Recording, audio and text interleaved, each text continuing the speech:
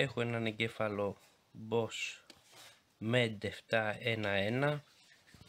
Ο κινητήρας ο GTS, ο άμεσο ψεκασμό 2 λίτρος κυβικά βενζίνη, από 156 δίλητρος GTS, περίπου 2003 μοντέλο, στο ξεκίνημα του που είχε μπει σε κάποια 156. Αξιόπιστος εγκέφαλος, το αυτοκίνητο παίρνει μπρος από immobilizer, βλάβη στο immobilizer. Εδώ είναι τα σηριακά του νούμερα. Εδώ είναι οι βλάβες. Μας εμφανίσει U 600, ηλεκτρονική, σημαίνει βλάβη από immobilizer και δεν αφήνει να πάρει μπρος. Εδώ πέρα στους παραμέτρους, ο εγκέφαλος έχει αυτά τα χιλιόμετρα καταγεγραμμένα. Φυσικά πάντα υπάρχει περίπτωση να υπάρξει κάποια απόκλιση. Έχω πετύχει δηλαδή αποκλίσεις 30 και 40 και 50.000 χιλιόμετρα. Δεν συμβαδίζουν μερικές φορές αυτά ή και τα ελαστικά που φοράνε.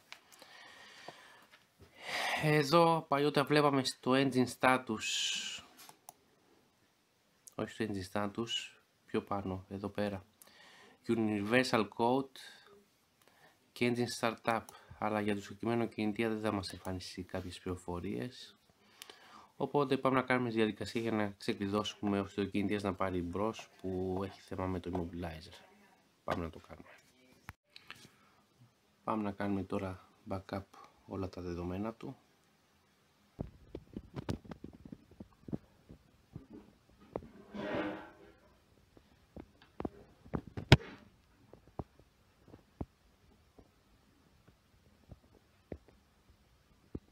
Ωραία. Τα διαβάζει όλα.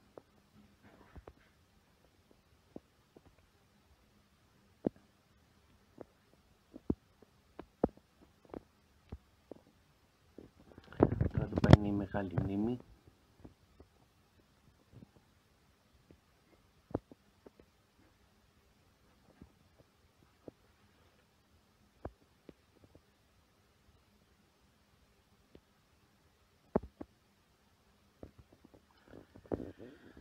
Θέλει περισσότερο να διαβάσει τη μεγάλη μνήμη.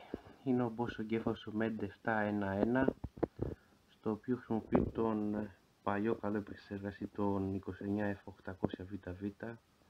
Πολύ αξιόπιστος και καλός επεξεργαστής. Είναι η νέα γενιά των εγκεφάλων. Η Alfa το έβαλε στο πολύ καλό μοντέλο της, το δίλητο το GTS.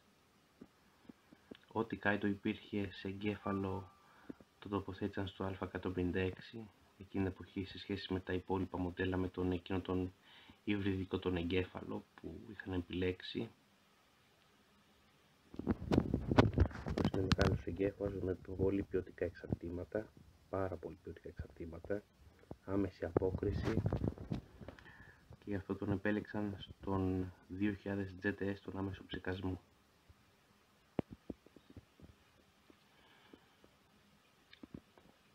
Εδώ πέρα το βάλε να κάνει αυτόματα το backup όλα, τη μικρή μνήμη, τη μεγάλη, με τους χάρτες, και να γίνουν κατάλληλες τροποποιήσεις με το WinOS, ώστε το αυτοκίνητο να καταφέρει να πάρει μπρος λόγω βλάβης στο immobilizer.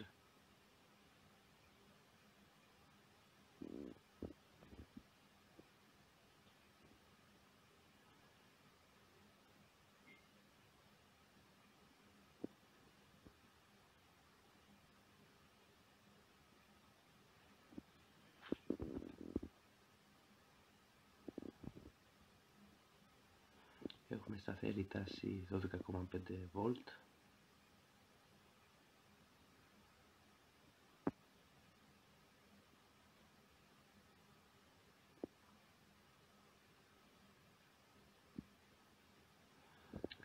Στην 156 που το έβαλαν το δίλητο το GTS, έπειτα βγήκε η 159 και από ό,τι θυμάμαι έβαζαν τον 1,9 GTS, τον 2.200 GTS και μετά πήγαινε νομίζω 2.400-2.700 GTS.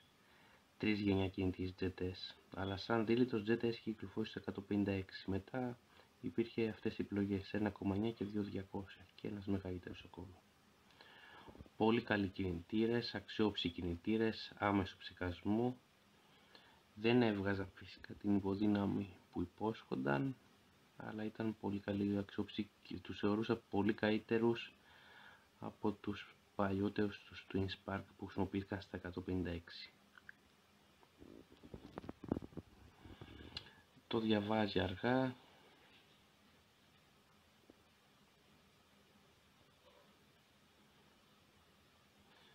Θα επιστρέψω σε λίγο μόλις ολοκληρωθεί η διαδικασία του διαβάσματος.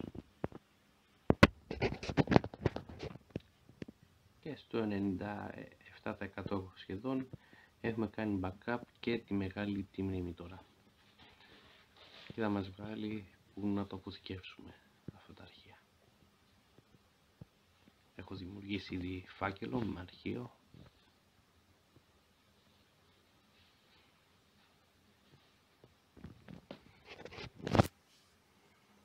Ωραία, πάω να τα αποθηκεύσω.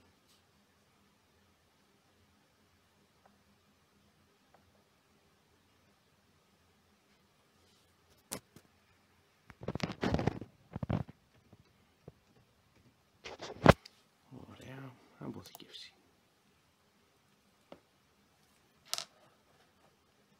Yes. Okay. Έχω έτοιμο το επεξεργασμένο το αρχείο. Πάμε να το γράψουμε ώστε το εγκέφαλο του κινητήρα να ξεκλειδώσει και το αυτοκίνητο να πάρει μπρος. Πολύ ωραία.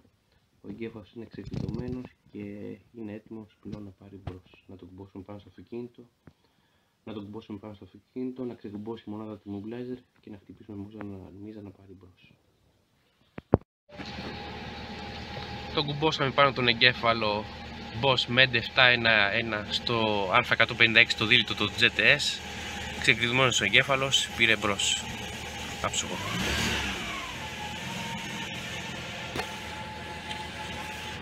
Με ένα απλό κλειδί χωρίς τσιπάκι immobilizer.